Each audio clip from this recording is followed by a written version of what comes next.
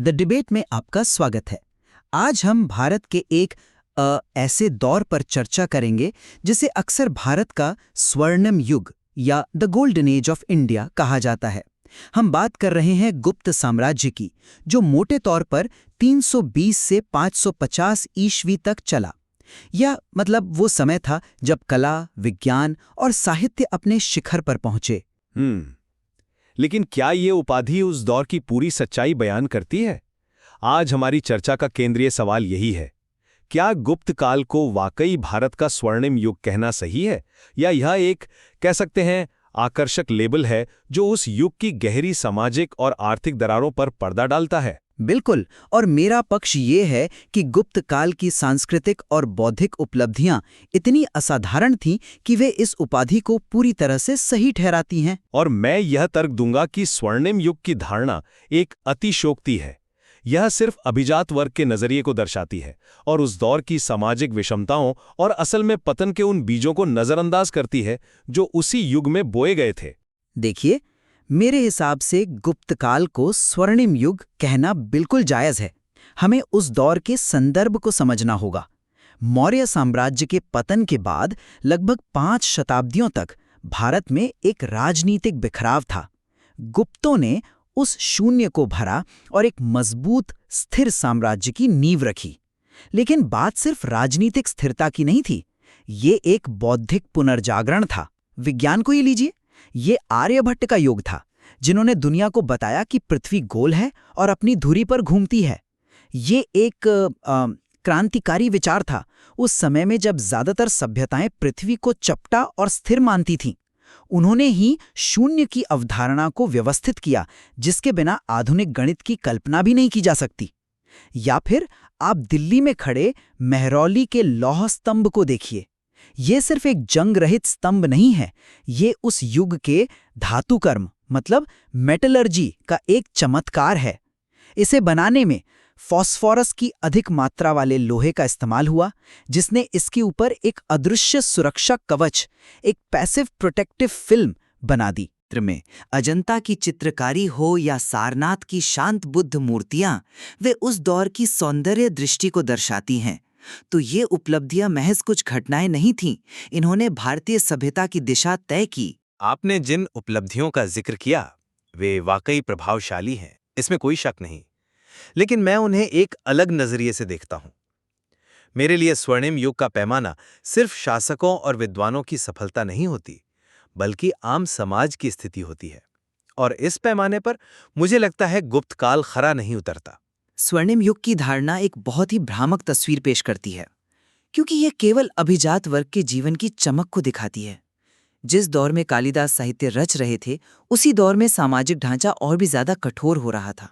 वर्ण व्यवस्था अब जन्म के आधार पर तय होने वाली जाति व्यवस्था में बदल रही थी, जिसमें ब्राह्मणों का वर्चस्व स्थापित हो गया।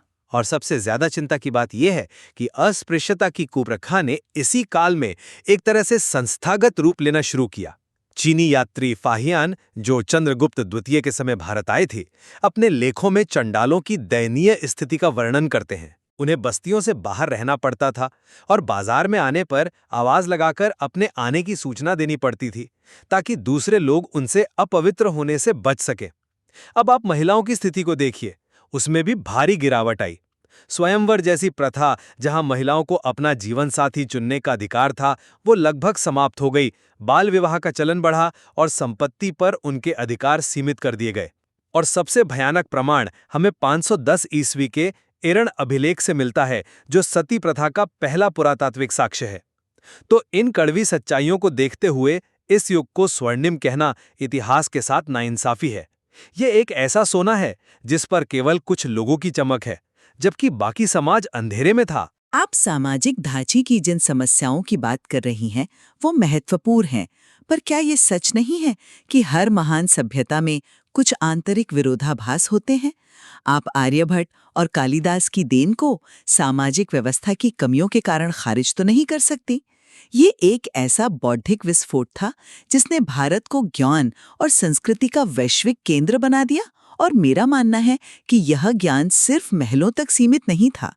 खगोल विज्ञान, गणित और चिकित्सा का जो विकास हुआ, उसका फायदा धीरे धीरे पूरे समाज तक पहुंचा होगा। एक स्थिर और समृद्ध साम्राज्य ने ही इस तरह के बौद्धिक विकास के लिए माहौल तैयार किया। मैं उपलब्धियों को खारिज नहीं कर रहा, बिल्कुल नहीं। मैं उनके विरोधाभासों को उजागर कर रहा हूं। मेरा सवाल यह है कि इस ज्ञान की पहुंच कहां तक थी? अगर एक तरफ शून्य का आविष्कार हो रहा है और दूसरी तरफ अस्पृश्यता की प्रथा पहली बार संस्थागत रूप ले रही है, तो क्या ये साफ नहीं है कि ये स्वर्णिम ज्ञान एक बहुत ही छोटे, अभिजात वर्ग के दायरे में ही सीमित था? ये कैसा स्वर्णिम युग है जहां एक ओर अभिज्ञान शाकुंतलम जैसा महाकाव्य रचा जा रहा हो और उसी समाज में इंसानों के एक बड़े समूह को परछाई से भी दूर रखा जा रहा हो। ज्ञान कुछ लोगों के लिए और अपमान बाकी सबके लिए। ये किसी भी युग को स्वर्णिम नहीं बना सकता। असल में ये ज्ञान उस बढ़ती हुई सामाजिक कठोरता को चुनौती देने में भी पूरी तरह नाकाम रहा। आपकी बात में वजन है, लेकिन अगर हम इसे आर्थिक दृष्टिकोण से देखें तो गुप्त शासकों द्वारा जारी किए गए सोने के सिक्के, जिन्हें दिनार कहा जाता था, एक बेहद समृद्ध और उन्नत अर्थव्यवस्था का प्रतीक हैं। इन सिक्कों पर समुद्रगुप्त को वीणा बजाते हुए या कुमारगुप्त को शिकार करते हुए दिखाया गया है, जो न केवल आर्थिक समृद्धि बल्कि एक सांस्कृतिक रूप से परिष्कृत समाज को भी दर्शाता है। ये दिखाता है कि साम्राज्य के पास प्रचुर संपत्ति थी और व्यापार वाणिज्य फल फूल रहा था। फरोख्त के लिए नहीं थे। इनका इस्तेमाल मुख्य रूप से बड़े व्यापारिक सौदों, सैन्य और प्रशासनिक अधिकारियों को वेतन देने या जमीन की खरीद बिक्री के लिए होता था। आम आदमी तो कौड़ियों का इस्तेमाल करता था। और अगर अर्थव्यवस्था इतनी ही मजबूत थी तो स्कंदगुप्त के समय तक आते आते सोने के सिक्कों में मिलावट क्यों बढ़ गई थी? सिक्कों की शुद्धता में गिरावट हमेशा एक कमजोर होती अर्थव्यवस्था का संकेत होती है। शायद हूणों के आक्रमणों से बढ़ते सैन्य खर्च का ये नतीजा था। इसके अलावा उस आर्थिक मॉडल को भी देखना होगा। ब्राह्मणों और मंदिरों को दिए गए भूमि अनुदान सिर्फ धार्मिक दान नहीं थे, ये एक बड़े आर्थिक बदलाव का संकेत थे। इसने ऐसे पुजारी भूस्वामी वर्ग को जन्म दिया जो टैक्स नहीं देता था, जिससे शाही खजाने पर बोझ बढ़ा। इसी व्यवस्था ने भारत को धीरे धीरे सामंतवाद की ओर धकेला और साम्राज्य की जड़ें खोखली कर दीं। और विष्टि यानी बेगार प्रथा का क्या? क्या उस किसान के लिए ये युग स्वर्णिम था जिससे मुफ्त में काम करवाया जा रहा था? ये समृद्धि साफ है कुछ ही हाथों में केंद्रित थी। आप आर्थिक कमजोरियों की बात कर रही हैं, लेकिन ये उसी प्रशासनिक मॉडल का हिस्सा था जिसने उस विशाल साम्राज्य को एक साथ जुड़े रखा। समुद्रगुप्त, जिन्हें भारत का नेपोलियन कहा जाता है, और चंद्रगुप्त विक्रमादित्य जैसे शासकों की सफलता इसी लचीलेपन में थी। उनकी प्रशासनिक व्यवस्था को ही लीजिए, जो मौर्यों की तरह पूरी तरह से केंद्रीकृत नहीं थी। साम्राज्य को भुक्ति यानी प्रांतों में बांटा गया था, जिनका शासन अक्सर शाही राजकुमार करते थे। भुक्ति को आगे विषय यानी जिलों में बांटा गया।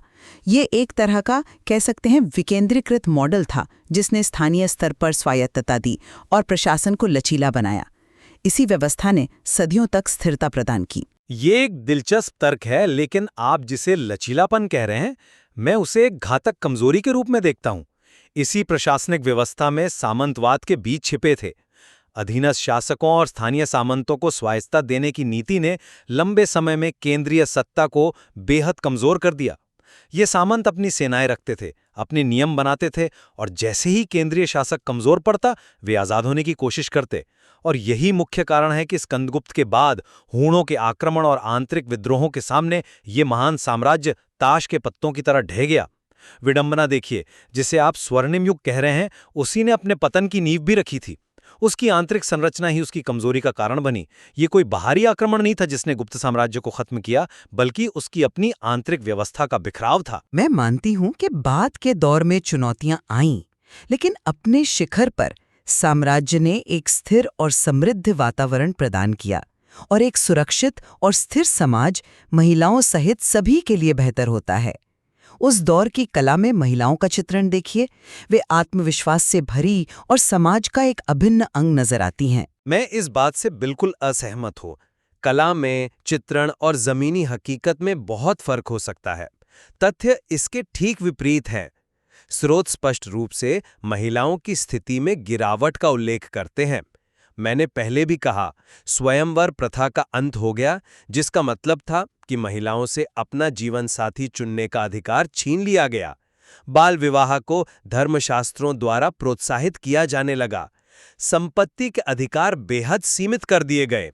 और मैं फिर से उस सबसे गंभीर और अकाट्य प्रमाण पर आऊंगा, सती प्रथा।